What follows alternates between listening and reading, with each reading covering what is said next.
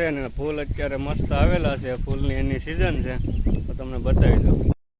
તો દોસ્તો આ છે કેસુડાનું ઝાડ, કેવા મસ્ત ફૂલ આવેલા છે. ઉનાળામાં નાવાની આનાથી તંદુરસ્તી રહી. અને આ છે જંગલ. હવે અહીંથી આપણે અત્યારે ઓલરેડી ઊભા છીએ હીરાવાથી આપણે જવું પાતળા. 2.5 કિલોમીટર જે રસ્તો છે ને એ જંગલનો છે, એટલે હરણા ને એવું બધું જોવા મળે. સિંહ દીપડા જોવાની આપણી કોઈ ઈચ્છા છે નહીં, કારણ કે આપણી પાસે 2 વ્હીલ ગાડી છે, એટલે મળે નહીં તો જ સારું. બાકી આપણે કાંઈ શોખ છે નહીં એ વસ્તુ જોવાની. તો અત્યારે ઓલરેડી આપણે જઈશું પાતળા વાડી, એકથી રિપેરિંગ કરવાનું છે. જોઈએ શું પ્રોબ્લેમ છે. તો મસ્ત જંગલવાળો રસ્તો છે, જંગલના રસ્તેથી નીકળવાનું છે. અને કેસુડાના ફૂલથી પાણીમાં, ગરમ પાણીમાં પલાળીને મસ્ત રીતે નાહવાની મજા આવે ને હોળી રમવાની મજા આવે. કોઈ જાતનું નુકસાન નથી કરતું, 100% ફાયદો કરે છે. તો ચાલો દોસ્તો આપણે નીકળીએ ઓલરેડી પાતળા. જો દોસ્તો સામે હરણું સરે છે મસ્ત રીતે, અને સામું જોવે છે આપણી. તો જો આ છે જંગલ. હજી આગળ ક્યાંય હરણ બોરણ મોર જોવા મળશે તો તમને બતાવું વિડીયોમાં. તમને મોબાઈલમાં દેખાય તો હરણું, આમાં તો શું છે કે બધું એવું છે.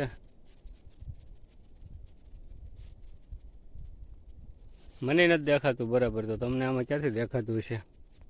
જો દોસ્તો મોર છે સામે, અને ઢેલ જોવાયેલો જાય મોર.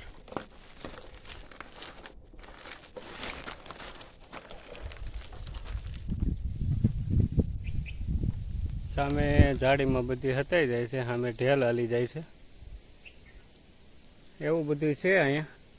આપણે રોડને કાંઠે ઊભા છીએ. તો અહીંયા આવો રસ્તો છે કાચા પાકા જેવો, એમ સારો છે, કાંઈ વાંધો નથી. જો હવે મોર દેખાય તમને, દેખાય છે આ જગ્યા ઉપર.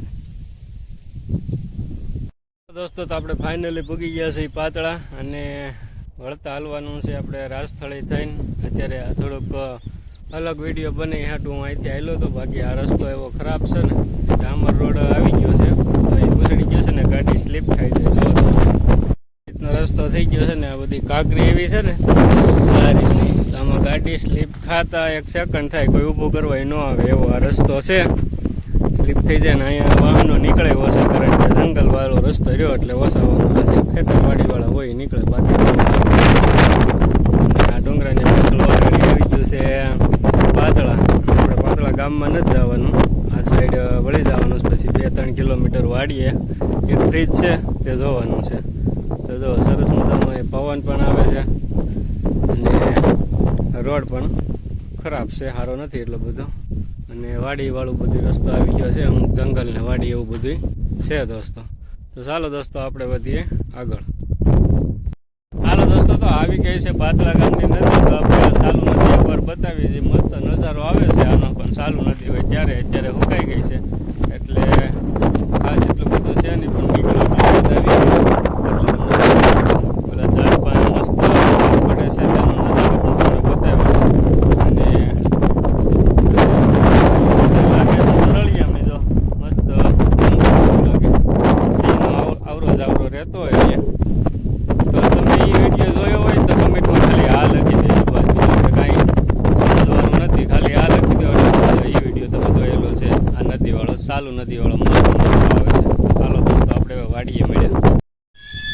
હાલો દોસ્તો, તો ફાઇનલી પહોંચી ગયા છીએ આપણે વાડીએ. તો જોવો હશે વાડી, ગેટ અંદર આવી ગયા છીએ. આ છે ગેટ એનો, અને આ છે વાડીમાં વાવેલું બધું. જો મસ્ત રીતે વાવી દીધું છે, સબસ્ટેશન છે. ગાડી આપણી અંદર આવી ગઈ છે ગેટની અંદર. હવે જઈએ ફ્રીજ જોઈએ પહેલાં. જો દોસ્તો તો આપણે પહોંચી ગયા છીએ વાડીએ, અને જો આ વાડી છે, ને આ છે મકાન. જો વાડીએ છે પપૈયું ખાવા બેઠા છે,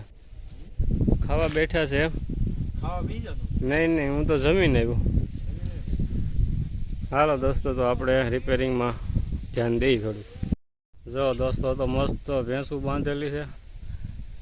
આ છે બીજા ખેતરે જાય છે રસ્તો,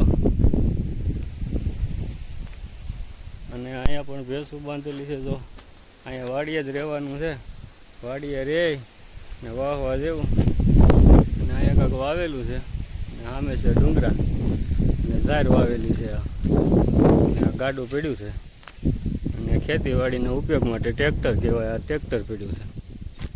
ફાઇનલી આપણે નીકળી ગયા છીએ વાડીએથી. ત્યાં ફોલ્ડ હતો ગેસ નાખવાનો, તો એ સામાન આપણે લાવ્યા નથી અને ફોનમાં એમ કહેવાનું આવ્યું હતું કે કમ્પ્રેશન જ હાલતું નથી, તો એ બધો સામાન આપણે ઓલરેડી જો અહીંયા ઠેલામાં હારે લાવ્યા હતા પણ એ કોઈ ફોલ્ડ હતો નહીં. કમ્પ્રેશન ઓલરેડી શરૂ જ છે અને ગેસ લીક થઈ ગયો છે. આપણે 1.5-2 મહિના પહેલાં એમાં કમ્પ્રેશન નાખેલું હતું, ત્યાં સુધી કમ્પ્લીટ હાલતું હતું પણ કમ્પ્રેશનના વાઇબ્રેટરને હિસાબે લીક થઈ ગયેલું છે. એટલે આપણે એ લીકનો પ્રોબ્લેમ દૂર કરીને પછી એમાં ગેસ ચાર્જ કરવાનું થાય.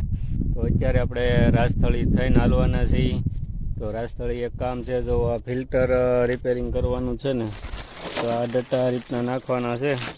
તો કામ બાકી હોય તો કરવાનું છે, કારણ કે આપણે 15 દિવસ પહેલાં આવેલા હતા અને જોયું હતું તો કીધું હતું આ સાઈડ આવશો ત્યારે થઈ જાય. તો કોઈ બીજો કારીગર આવી ગયો છે તો રિપેર થઈ ગયું છે, બાકી કામ હશે તો આપણે કરતા જાઉં.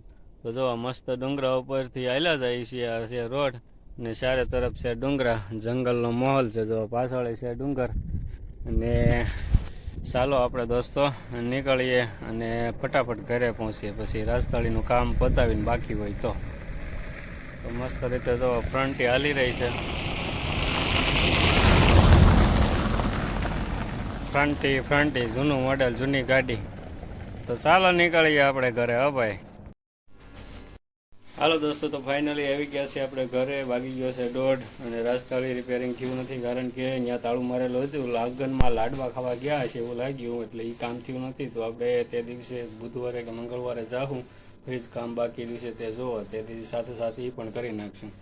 તો ચાલો દોસ્તો, અત્યારે જમવાની તૈયારી હાલી રહી છે, તો જમી લઈએ અને આવી જાવ જમવા. લો દોસ્તો, તો કેમ છે? અત્યારે વાગી ગયા છે 8 અને અમારા રમેશભાઈ જો કેવા બેસી ગયા છે મસ્ત રીતે. તો શું કરે છે જો એના હાથમાં તો મસ્ત ચટણી બની રહી છે. લા જવાબ કે રજવાડી હોય, કોને ખબર, જે હોય રજવાડી છે. રજવાડી ચટણી બની રહી છે ને આપણે બનાવી જવા રહી રહ્યા છીએ શું કહેવાય બ્રેડ પકોડા.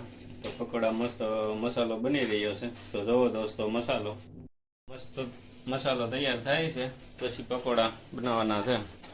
અને આ છે અમારા અંતભાઈની ચટણી બને છે ગરમા ગરમ. તો ક્યારે તૈયાર થાય? કેટલી અડધી કલાક લાગશે? બ્રેડ ક્યાં બ્રેડ? અને અમારે છે ને શ્રુતિબેન ના મજા નથી, એટલે હંસભાઈ કામ કરવા લાગી ગયા છે. બાકી આ કામ ગરમ લાગે, આના 4 વડા કેરા તોય ચમચી બહુ ગરમ, ચમચી ગરમ લાગે. તો મૂકી દેશ તો વધુ ગરમ થાય છે ચમચી. તો અમારે હંસભાઈ હાપેટમાં આવી ગયા છે આજ કામ કરવા માટે. નકર અમારે શ્રુતિબેન નું આ કામ છે. ઝીણું કામ હોય તો મને ગમે. હા, તો ગરમ લાગે તો શું કરવાનું? અમારે શ્રુતિબેન ના જ માથું ચડ્યું છે, એટલે શ્રુતિબેન હોતા છે. તો આપણે થોડીક વાર પછી પકોડા ખાવા મળ્યા. થોડીક વાર જોઈએ પકોડા કેમ તળાય છે. બરાબર છે? મજા આવશે. તમે ખાવા આવો, અત્યારથી વહી આવો, જ્યાં સુધી બની જાય ત્યાં સુધી તમે પગી જાઓ. ભગવાન ને ધની તમે જમવા બેસી જાઓ. અમે બનાવી આ વિડીયો મળશે ને તો આપણે જમી લીધું છે બેટા. થાળીઓ સા વાસણી અટકાઈ ગયા છે. અત્યારે મૂકી દે એટલો પાઠ થોડો શોર્ટમાં અત્યારે મૂકી દે એટલે આવતા થાય. હાલો એવું કઈ કરું દોસ્તો, પણ ક્યાં દોસ્તો ન આવે જમવા. બરાબર છે? હાલો દોસ્તો, તો ફાઇનલી આપણે થોડીક વાર પછી મળ્યા. થોડીક બ્રેડ ભળી લઈ પછી મળ્યા. જો દોસ્તો, તો મસ્ત બ્રેડ આવી ગઈ છે. તો આપણે શરૂઆત કરવી એ મસાલો ભરવાની. ડોયું તૈયાર થઈ ગયું છે અને થોડીક વારમાં તેલ મુકાઈ જાય. જો દોસ્તો, આ રીતનો મસાલો ભરવી છે. તો સલાહ સૂચના આપજો કે એટલો મસાલો ભરાય કે એથી ઓછો ભરાય. જો બતાય તો નજીક અંશ. જો આ એટલો ભરેલો છે, એટલો દળ કરેલો છે. સમસ્યાથી ભરવી છે. અને આ ચટણી બનાવેલી છે, લીલી ચટણી. તો એ લગાડતા જાય છે. વધુ મસાલો થાય કે ઓછો થાય છે સલાહ સૂચના આપજો. તો બીજી વાર બનાવીને હવે પછી મને લેવાય. પછી બીજી વાર દોસ્તો બનાવીને તો ઓછો મસાલો તમે કહો એ પ્રમાણે ભરવી. અત્યારે 2 ચમચી નાખેલો છે મસાલો ને આપણે માથે પેક કરી દઈએ છીએ. હાલો દોસ્તો, તો બધા પકોડા ભરાઈ ગયા છે અને મસ્ત રીતે તળાવવા મળ્યા છે. તો જો ઓલરેડી બની ગયા છે તો વિયો જમવા, અને હવે મારે વિડીયો એડિટિંગ કરવા બેસવાનું હોય, પછી મોકલવાનું હોય, એટલે મોડું થઈ જાય. એટલે અત્યારે વિડીયોને વિરામ આપી દઈએ દોસ્તો. અને વિડીયો પસંદ આવ્યો હોય તો લાઈક શેર કરી નાખો, અને વિડીયોમાં નવા હોય તો ચેનલને સબસ્ક્રાઈબ કરી નાખો. સરસ મજાની કમેન્ટ કરી નાખો. હાલો દોસ્તો, હર હર મહાદેવ.